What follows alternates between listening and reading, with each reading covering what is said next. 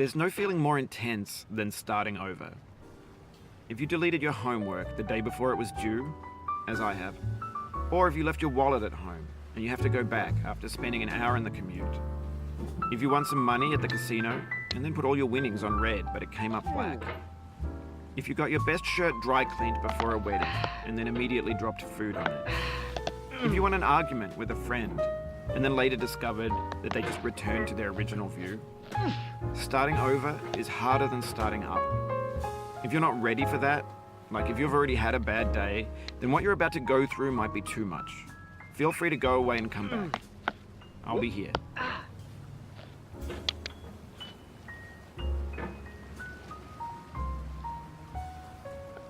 Oh, no.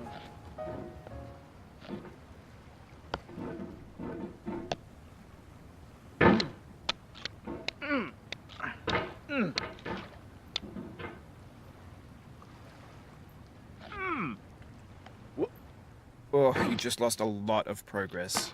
That's a deep frustration, a real punch in the gut.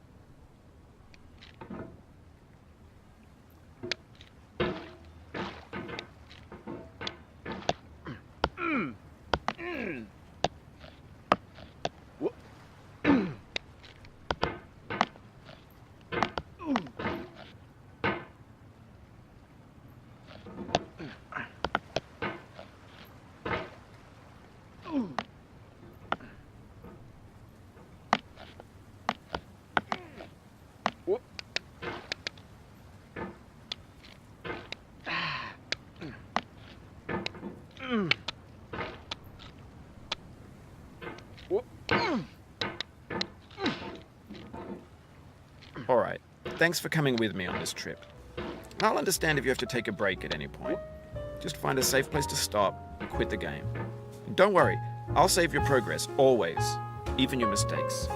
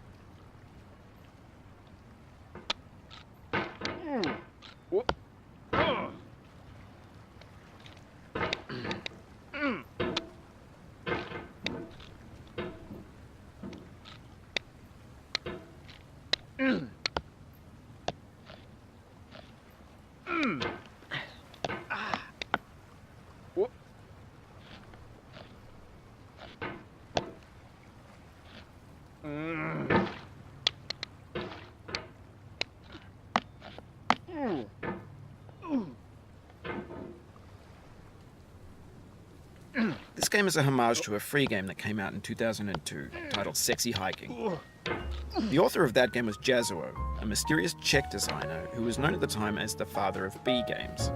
And B games are rough assemblages of found objects. Designers slap them together very quickly and freely, and they're often too rough and unfriendly to gain much of a following. They're built more for the joy of building them than as polished products.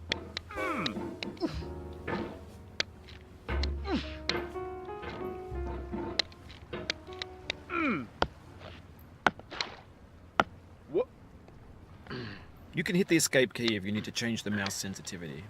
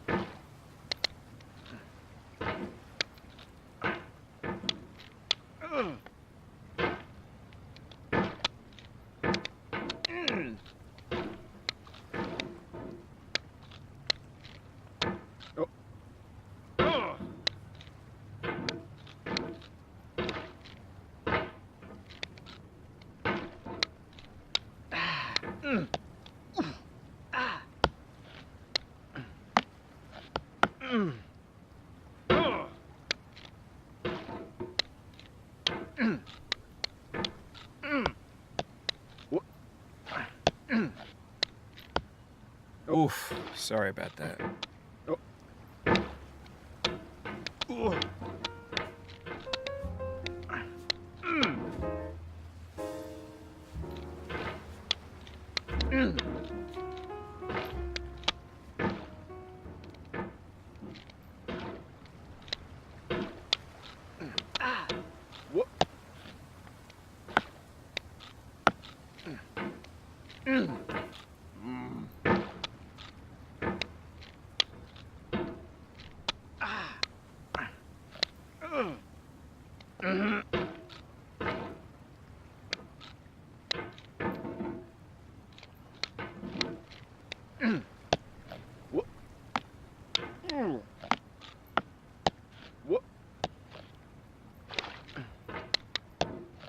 Oh, it happened again. Keep on trying, don't let it get to you.